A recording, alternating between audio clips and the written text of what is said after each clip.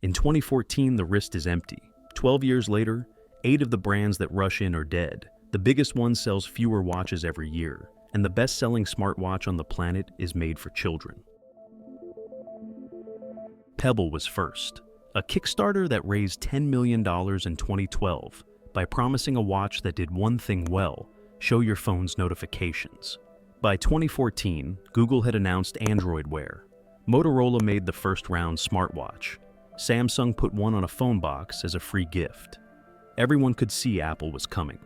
Nobody knew what to do about it.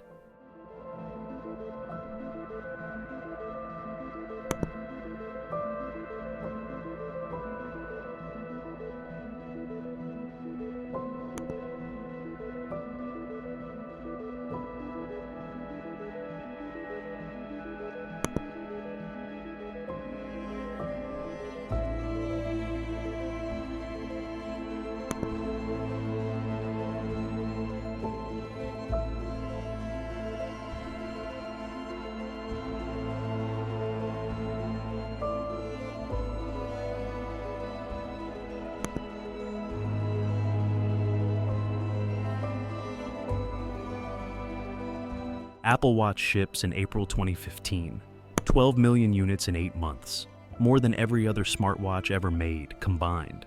The product is rough, the battery lasts a day, apps barely work, none of it matters. The price ranges from $350 for the aluminum to $17,000 for the solid gold edition. Sales by the gold version are not disclosed.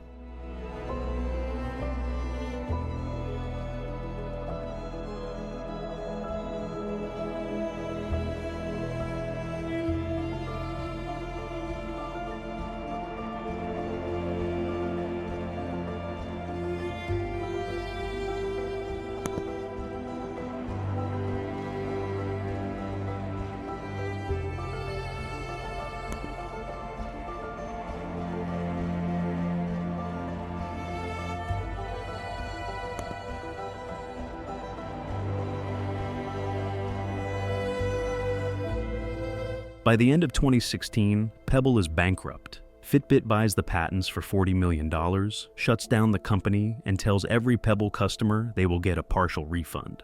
Within 12 months, Sony exits the smartwatch business. LG exits the smartwatch business. Asus exits the smartwatch business. The original Wear OS launch partners are gone. The watch market is now Apple, Samsung, Fitbit, and the cheap things made in Shenzhen.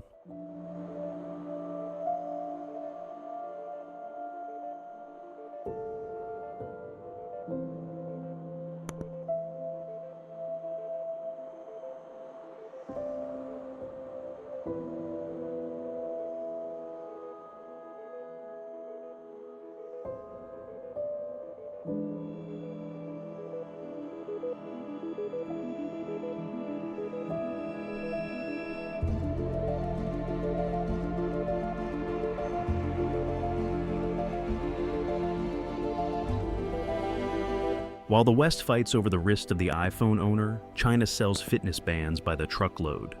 The Xiaomi Mi Band 4 ships 13 million units in 3 months. A Amazfit's Beep lasts 40 days on a charge and costs $80. Huawei's Watch GT lasts 2 weeks. The Chinese strategy is not to compete with Apple. The Chinese strategy is to skip Apple entirely and ship to the 4 billion people Apple has priced out.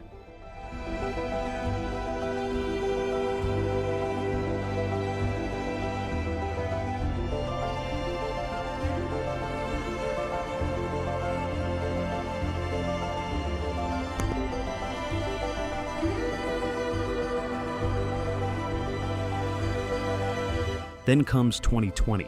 Everyone is suddenly very interested in their heart rate. Apple adds blood oxygen monitoring. Fitbit adds ECG. Withings turns its hybrid watch into a medical device with FDA clearance. The smartwatch finally has a reason to exist that is not, I get my email faster. Sales jump 20% that year. The wearable becomes a vital signs monitor that also tells time.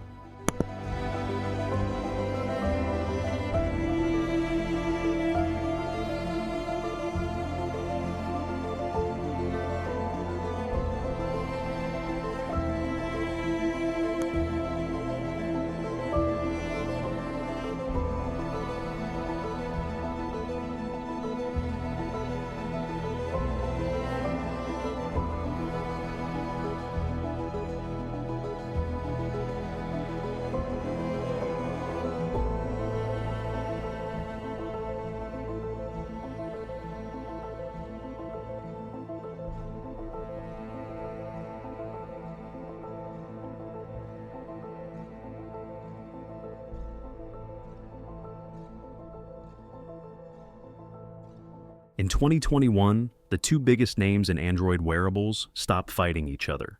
Google and Samsung merged their watch software into a single platform, and Samsung kills its own Tizen system to join. 7 years of losing to Apple separately, and the lesson finally lands. The only way to beat Apple is together.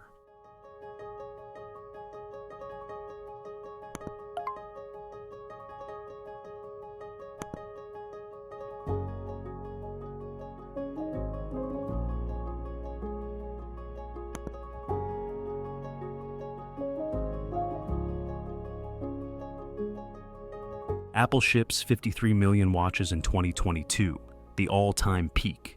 3 years after Apple's peak, Apple is still the biggest. Samsung is half its size. Garmin is a third. The Pixel Watch ships in October. Google has spent $2.1 billion buying Fitbit and waiting 18 months for regulators, only to launch a round watch with the same problems Pebble had in 2013. Battery life, 1 day.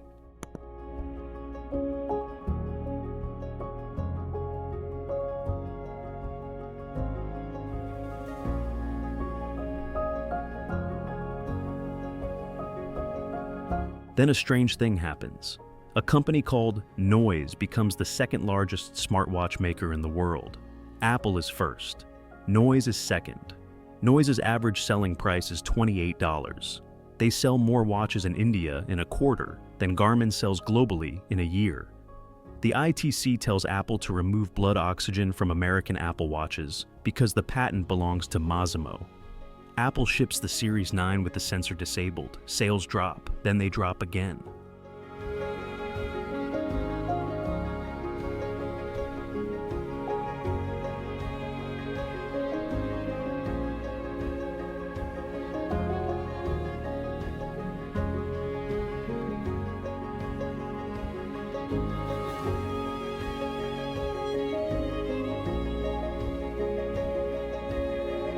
By the end of 2024, the best-selling smartwatch brand by units in China is not Apple or Huawei or Xiaomi. It is a brand named Imu, owned by the same company that owns Oppo and Vivo. They make watches for children. The watches have a phone and a GPS tracker and a camera, and you give one to your 8-year-old. They have shipped over 100 million of them. Nobody outside of China has ever heard of them.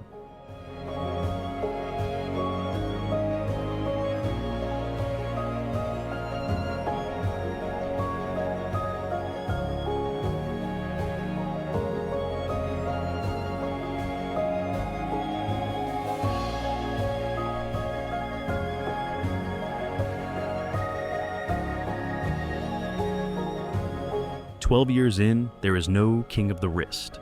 Apple takes the most money. Xiaomi and Imu take the most units. A $28 brand from India takes the customers Apple forgot existed. The watch never replaced the phone. It just quietly became a dozen different things on a dozen different wrists.